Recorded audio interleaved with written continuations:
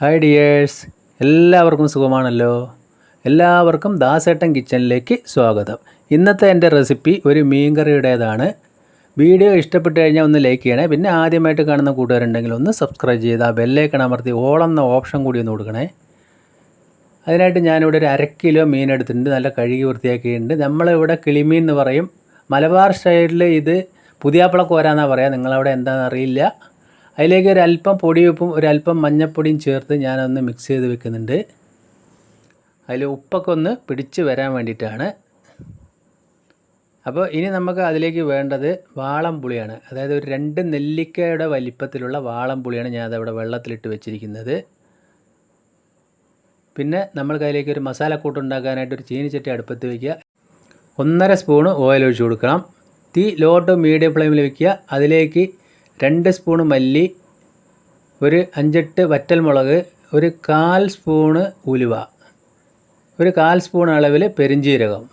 ഇത് നല്ലപോലെ ഒന്ന് ചുവക്കൊന്ന് വറുക്കട്ടെ. ഇനി അതിലേക്ക് ഒരു 8 വെള്ളുള്ളി, ഒരു 10ഓളം ചുവന്നുള്ളി, ഒരു 4 ചെറിയ കഷ്ണം ഇതുപോലെ ഇഞ്ചി കട്ട് ചെയ്തതും കൂടി ചേർത്ത് കൊടുക്കാം. അപ്പോൾ എണ്ണയിൽ നമ്മുടെ വെള്ളുള്ളിയും ചുവന്നുള്ളിയും ഇഞ്ചിയും ഒന്ന് നല്ലപോലെ ഒന്ന് മൂപ്പിച്ച് വരണം. ആ മല്ലി മുളകൊക്കെ ഒന്ന് ചുവക്കൊന്ന് വറുത്ത് സെറ്റായി വരും.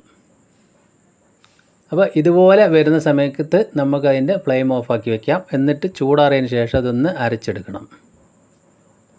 അതിനായിട്ട് ഒരു മിക്സിയുടെ ജാറിലേക്ക് ഞാനത് ഇട്ട് കൊടുത്തിട്ടുണ്ട്. ഇതേപോലെ അരച്ചാൽ പെട്ടെന്ന് അരയില്ല. അതുകൊണ്ട് നമ്മളിതൊന്ന് ജസ്റ്റ് ഒന്ന് ക്രഷ് ചെയ്ത് കൊണ്ടുവരണം, വെള്ളം ഒഴിക്കാതെ.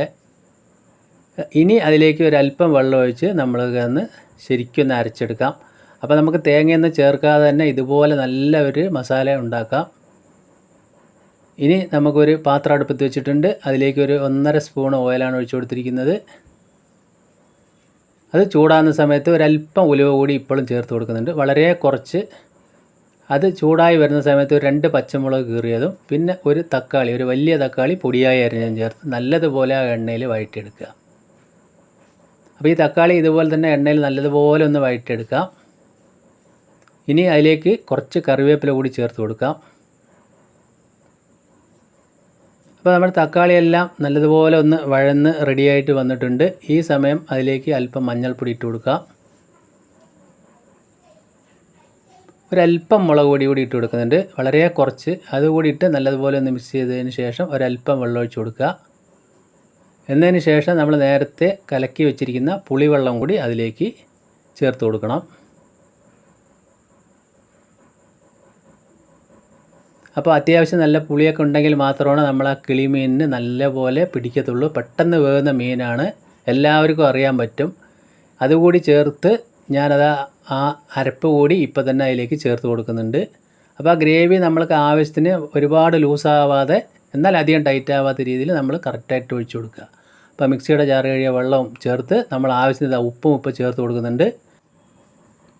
ഇപ്പോൾ നമ്മളെ ഗ്രേവിക്കൊക്കെ ഇപ്പോൾ ഞാനത് ഉപ്പെല്ലാം നോക്കുന്നുണ്ട്, നല്ല കറക്റ്റായിട്ട് വന്നിട്ടുണ്ട്. ഇനി ഇതൊന്നൊരു 4 മിനിറ്റ് അടച്ച് വെച്ച് നല്ലതുപോലെ ഒന്ന് തിളപ്പിച്ചെടുക്കാം.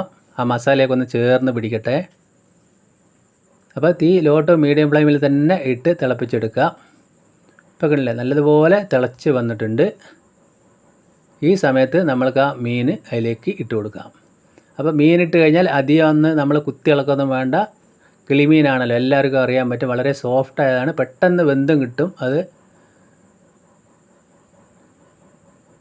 ഇതാ ഗ്രേവിയൊക്കെ നമ്മൾക്ക് കാണുമ്പോൾ അറിയാം. ഇനി ഇത് നല്ലപോലെ തിളച്ച് ഒന്നുകൂടി കുറുകി വരും. ഈ സമയത്ത് ഒരു 3-4 മിനിറ്റ് കൂടി നമ്മളതൊന്ന് അടച്ചു വെച്ച് വേവിക്കണം. ആ മീനൊന്ന് വേവാൻ വേണ്ടിയിട്ടാണ്. അപ്പോൾ 3-4 മിനിറ്റ് കൂടി കഴിഞ്ഞപ്പോൾ നമ്മൾക്ക് വീഡിയോയിൽ കണ്ടാൽ തന്നെ അറിയാം ആ മീനൊക്കെ നല്ലപോലെ അത്യാവശ്യം വെന്തിട്ടുണ്ട്. നല്ലപോലെ ചാറൊക്കെ കുറുകി വന്നിട്ടുണ്ട്. കുറച്ചുകൂടി സമയം നമുക്കതൊന്ന് ലേശം തിളക്കട്ടെ. ഈ സമയത്ത് ഞാൻ ഒന്നുകൂടി ഉപ്പെല്ലാം നോക്കുന്നുണ്ട്. എല്ലാം കറക്റ്റായിട്ട് നമ്മൾക്ക് കിട്ടിയിട്ടുണ്ട്. അപ്പോൾ നമ്മൾ കയ്യിൽ കൊണ്ട് ഇളക്കാതെ ഇതുപോലെ ഒന്ന് ഇളക്കി കൊടുക്കാം. ഈ സമയത്ത് ഞാൻ അതിൻ്റെ ഫ്ലെയിം ഓഫാക്കി കൊടുത്തിട്ടുണ്ട്. ഇനി ഇതൊന്ന് നമുക്കൊരു 5 മിനിറ്റ് അടച്ച് വയ്ക്കാം. 5 മിനിറ്റ് അടച്ച് വെച്ച് കഴിയുമ്പോൾ നമുക്ക് എണ്ണയെല്ലാം തെളിഞ്ഞ് നല്ല സെറ്റായിട്ട് വന്നിട്ടുള്ള കറിയാണ് ഇത്. ഇതുപോലെ തന്നെ നമ്മൾക്ക് ഉപയോഗിക്കാം. ചൂടാറിയതിന് ശേഷം ഞാനിപ്പോൾ ഒരു ഭംഗിക്ക് വേണ്ടി അതിലേക്കൊരു വറവ് കൂടി ചേർത്ത് കൊടുക്കുന്നുണ്ട്. ഗ്രേവി കണ്ടാൽ തന്നെ അറിയാം നല്ല കുറുകിയ ഗ്രേവി ആയിട്ടുണ്ട്. ചോറിന് കഴിക്കാൻ പറ്റിയ, ചോറിന് മാത്രമല്ല എന്തിൻ്റെ കൂടെ ഇത് കഴിക്കാം.